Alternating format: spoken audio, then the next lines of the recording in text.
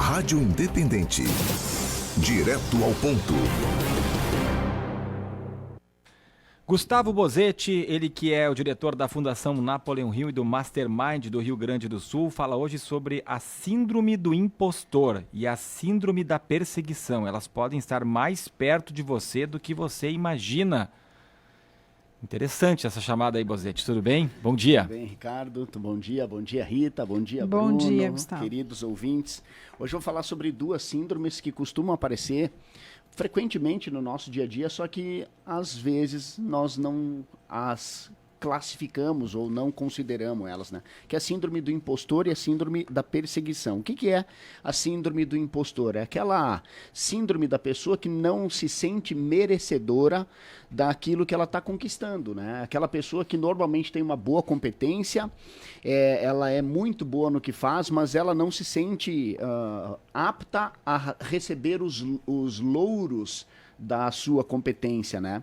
Ela sente que se porventura ela começar a receber algum feedback positivo, ela pode estar sofrendo o papel do ridículo, está sendo exposta, então ela foge dos holofotes, né? Ela mesmo se boicota, e isso pode representar baixa autoconfiança, fazendo com que a pessoa não se sinta capaz ou competente para assumir um novo cargo. Isso pode limitar a pessoa no que tange a aceitar novos desafios, e isso também faz com que a pessoa não consiga celebrar, ela tem dificuldade de literalmente comemorar as suas vitórias. Ou seja, ela acaba sendo a impostora de si própria, né? E a síndrome da perseguição, ela aparece também com muita frequência daquela pessoa que sempre desconfia que algo está sendo armado contra ela. Ela não confia em nenhuma informação vinda de fora, e ela sente que se ela confiar em alguém, aquela confiança pode gerar algum tipo de traição ali na frente. E aí a pessoa acaba sendo excessivamente centralizadora, ela acaba sendo uma pessoa que tem um nível de ansiedade maior, porque ela está sempre em estado de alerta, ela não consegue relaxar na presença de ninguém, e isso pode trazer algum tipo de estagnação, porque o empresário que não confia em ninguém, daqui um pouco as 24 horas que ele tem no dia não são mais o suficiente para ele fazer tudo o que ele precisa. Essas duas síndromes também costumam aparecer em sociedades, sejam elas familiares ou não. A síndrome do impostor dentro da sociedade é quando uma pessoa ela é muito competente, e ela acaba sendo a base, o alicerce da operação empresarial, e às vezes, por ela sofrer com a síndrome do impostor, ela permite que outra pessoa receba os louros daquela sociedade. E às vezes nós que estamos de fora acreditamos que a grande figura é aquela que aparece, mas na verdade a competência está depositada naquela pessoa que não aparece, mas ela mesma acaba se boicotando. E a síndrome da perseguição, quando acontece num quadro societário, ele também acaba sendo prejudicial. Por quê? Porque em algum momento pode ser que uma pequena falha no momento presente seja a semente de uma discórdia grande que pode ocasionar numa ruptura, inclusive, da sociedade. Então, para quem faz gestão, para quem ocupa cargo de liderança, para quem quiser crescer, nós temos que analisar essas duas síndromes, porque elas podem, de alguma forma, prejudicar o nosso resultado. E os meus comentários aqui, sempre, Ricardo, Rita, queridos ouvintes, são direcionados para aquela pessoa que busca melhorar. Não sei se o pessoal da audiência já percebeu isso, né? E algumas pessoas não melhoram porque elas se boicotam, que é a síndrome do impostor. E outras não melhoram porque elas sofrem com a síndrome da perseguição. Elas não confiam em ninguém. Então são duas dicas importantes para que a gente possa tomar consciência e vencer essa adversidade, né? Porque tudo é possível vencer, né? Basta que a gente se dedique para isso. Mas eu fico imaginando assim, as situações, as pessoas vivendo essas situações, não é algo muito fácil. Se a pessoa já tem isso nela, claro, se observar, ou daqui a pouco, às vezes, alguém contar para a pessoa, porque a pessoa às vezes não tem essa noção. Está acontecendo, mas não tem a consciência, exatamente o que tu falava, não tem a consciência de que isso prejudica. Perfeito. Então, como fazer para daqui a pouco descobrir realmente, perguntar, tu acha que eu sou assim? Ou será que eu estou sendo assim? Avaliar suas próprias situações? Eu costumo, Rita, essa é uma boa pergunta, e eu costumo trazer um exemplo. Quando nós estamos numa situação adversa, nós costumamos nos aconselhar. Agora vem reforma tributária, como eu me comporto, como eu me posiciono, eu posiciono a minha organização dentro dessa reforma tributária. A gente vai buscar o aconselhamento de um contador, por exemplo.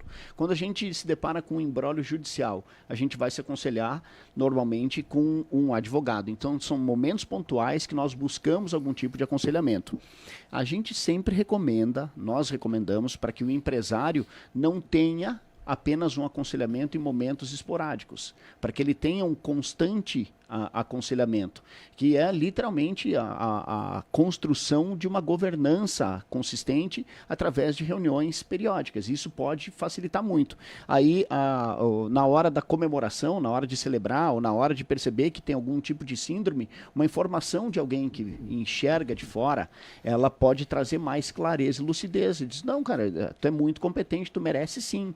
Nós temos um cliente que ele trocou de carro.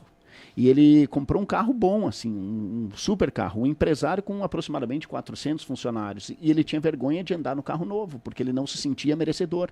É um exemplo muito escancarado da síndrome do impostor. Ele não se sentia merecedor. Porque a mentalidade dele, ele não conseguia acreditar que ele tinha montado um grande negócio que tinha dado certo.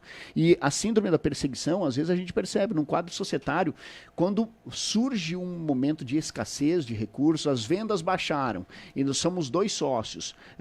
Eu sou responsável pela indústria e o meu sócio é responsável pela parte comercial. Se as vendas baixaram, é natural que um acabe jogando a culpa no outro. E se esse fator é agravado pela síndrome da perseguição, ele pode gerar algo lá na frente. Então, como se faz, né, Rita? Se buscar uma opinião de fora, sempre traz mais lucidez. Das pessoas que não estejam envolvidas emocionalmente com a situação. Então, é analisar os fatos, né? A gente sempre fala muito sobre isso. Analisar a realidade dos fatos e não aquela ficção que se cria em torno do fato, né?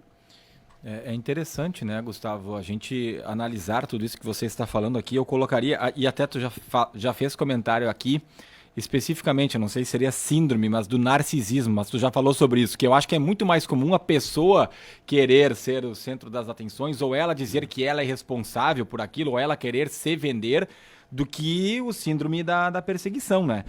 Acho que tem esse ponto também, e aí eu acho que vale também dos líderes, né? De quem está gerindo o negócio, de quem está à frente da empresa, ou enfim, da organização, de identificar, não, olha, o Bozetti está querendo dizer que é ele, mas eu sei que é a Rita quem faz, eu percebo, né? Ou buscar informações, porque quando a pessoa está querendo transparecer demais que ela está fazendo também, opa, só um pouquinho, a pessoa não precisa, a pessoa que é boa, ela não precisa, se promover, né? Eu acho que tem muito disso também. Agora, por que acontece o síndrome do impostor, né? A perseguição é normal também. Acho que é muito comum a gente ver as pessoas querendo, já falamos também aqui sobre isso, dar culpa para outra pessoa quando tem o erro. E eu acho que todo ser humano acaba fazendo isso, né? Todos. Mas a do impostor é estranha. Poxa, você falou de um cara que tem uma empresa com 400 funcionários e ele não se sente merecedor, não tá talvez...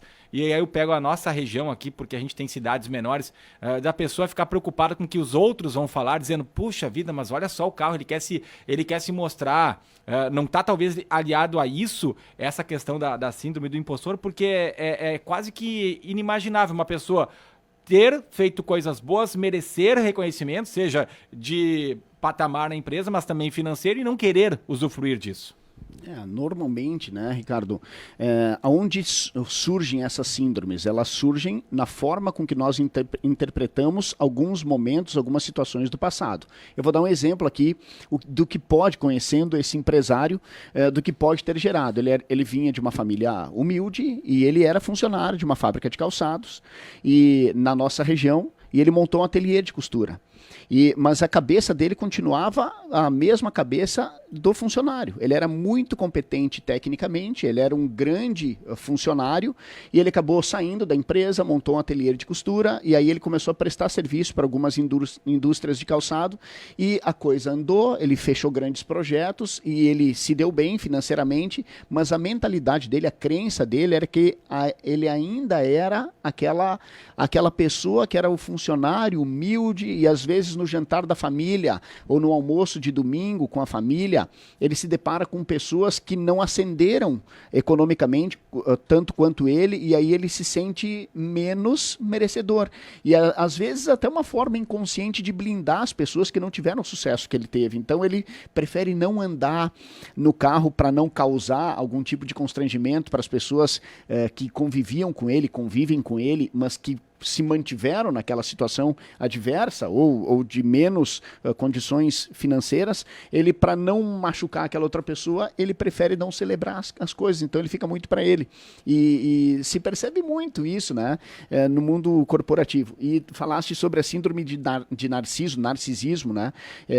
Tem pessoas que já jogam confete para cima e elas mesmas se param embaixo como se fossem...